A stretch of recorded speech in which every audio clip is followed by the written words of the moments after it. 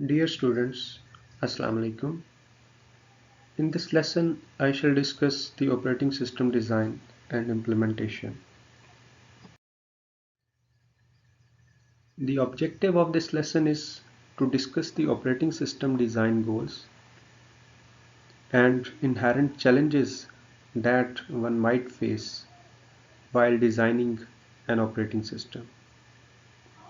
Moreover, compare and contrast the programming languages that can be used to develop an operating system.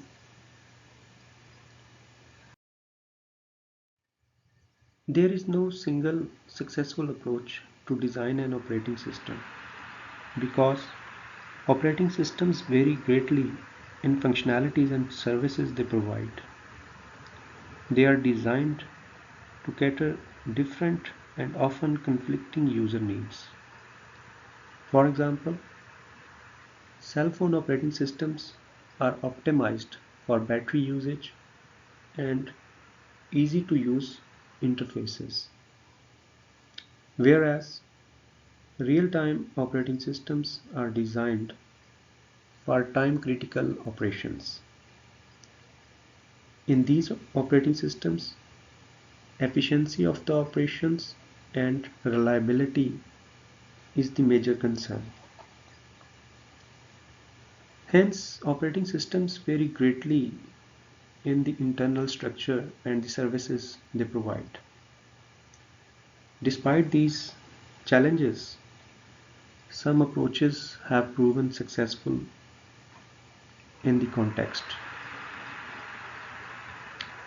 As with any software development process, the first thing in the development of operating system is defining goals and specifications. Goals and specifications are dependent upon two things: the hardware on which ultimately this operating system will run and the type of the system which one is going to design. That means either it is a batch processing system, or it is a multi-programming operating system, a real-time operating system, distributed operating system, or some other kind of operating system. So both hardware as well as the type of the system affects the design goals and specifications. Design goals can be broadly put into two classes: user goals and system goals. For the user of an operating system, it should be convenient to use, it should be easy to learn, it should be fast, reliable, and it should provide enough security to the user from malicious programs and unauthorized access. A similar set of requirements can be defined by the operating system developers. For the operating system designers, operating should be operating system should be easy to design, implement, and maintain, as well as it should be flexible enough so that any future modifications could be easily made. It should be reliable, it should be fault tolerant, as well as it should be efficient. In general, both of these requirements, either defined by the user goals or the system goals, these are vague and they can be interpreted in many different ways. For example, the term fast and efficient doesn't have some precise measure. A system that is fast for one user might not be fast for another user.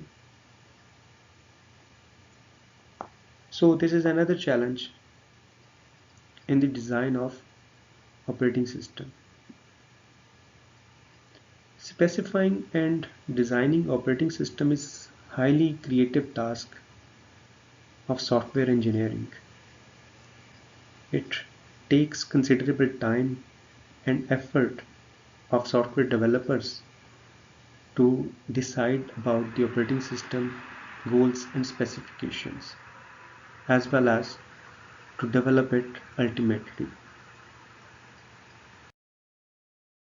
Another important operating system design consideration is the issue of deciding about policies and mechanisms. Policy defines which activities to perform, what needs to be done. For example, in time sharing environment, what should be the length of the time slice given to each user process? That is, there should be an interrupt after every 100 milliseconds, or maybe there should be an interrupt after every 200 milliseconds. This is an example of the policy decision, that what should be the length of the time slice in time sharing operating system. Whereas mechanisms define that how we can realize some policy. For example, we can use timer to generate an interrupt after every 100 milliseconds. Policies are important for the authorization and allocation of resources in operating system. Moreover, mechanisms often need hardware support. Like in this case, we need physical clock to generate interrupt after specified amount of time. An important principle in designing operating system is that policies should be kept separated from mechanisms. This separation can be achieved by segregating mechanisms and their policies into distinct modules. By doing so, we can add flexibility to the operating system. That is, if later we change policy decisions, it will not affect the underlying mechanisms. For example, if we change the length of the time slice from 100 to 200 milliseconds, it will not change the mechanism that we have used to implement this policy. Moreover, same mechanism can be used to define multiple policies. Solaris is an operating system that has followed this principle. As in Solaris, there is no integrated policy and mechanism for CPU scheduling. Rather, CPU scheduling is controlled by loadable tables, which a user can load at runtime. So, policy can be changed as per the requirement, and system can behave like time sharing system, batch processing system, or real-time system, depending upon the attributes of loadable table. However, Windows and Mac operating system have integrated policy and mechanisms. In these operating systems, there is no clear separation between policy and mechanisms.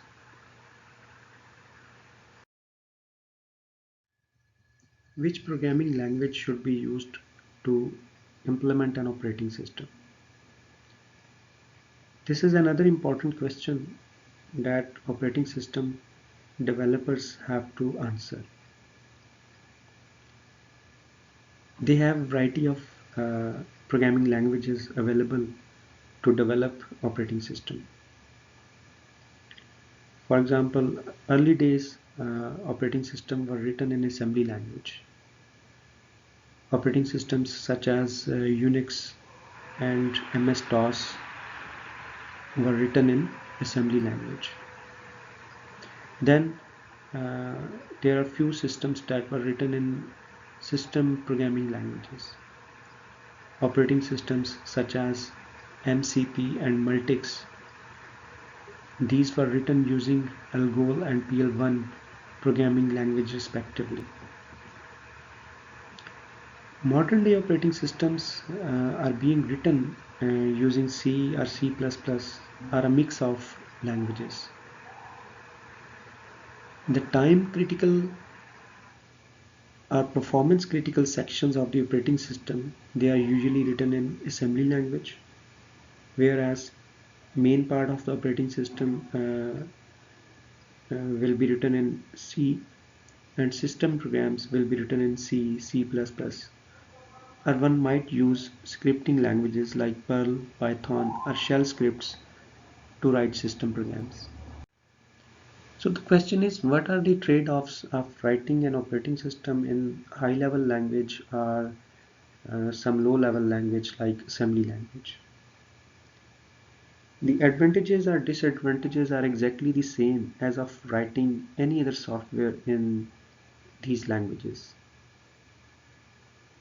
An operating system that is written in high-level language, it will feature compactness, maintainability, and portability.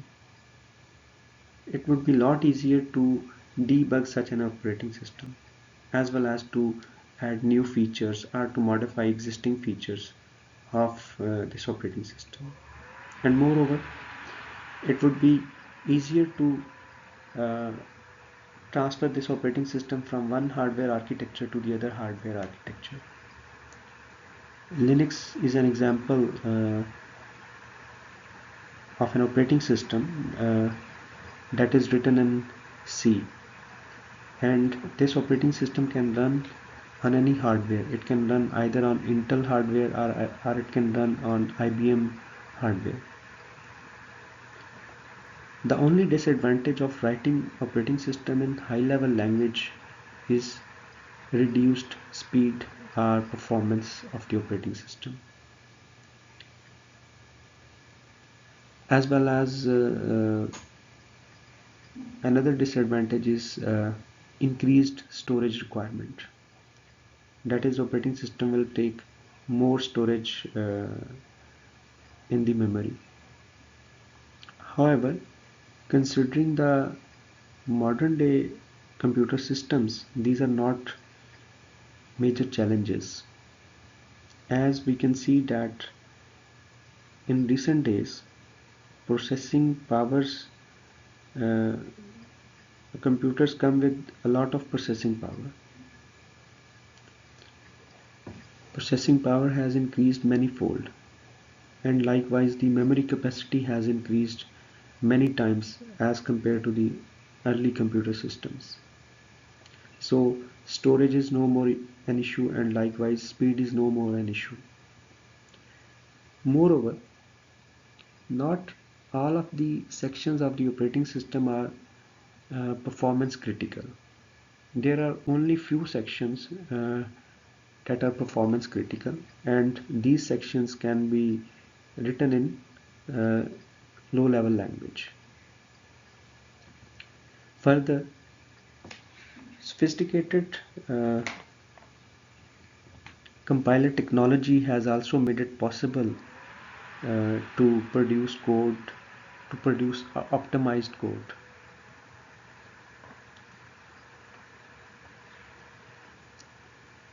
Though the program that have been written in assembly language, they are efficient, but the problem is they tend to be hardware native. They cannot be shifted from one hardware architecture to the other hardware architecture. MS-DOS is an example. MS-DOS was written in x86 assembly language. So this operating system uh, will not run on other hardware architecture like the hardware architecture from IBM systems or from Oracle Spark architecture. It will not run on these architectures. But there is a technique known as software emulation, that allows an operating system to run on non-native hardware. So this is also not an issue in modern day computing.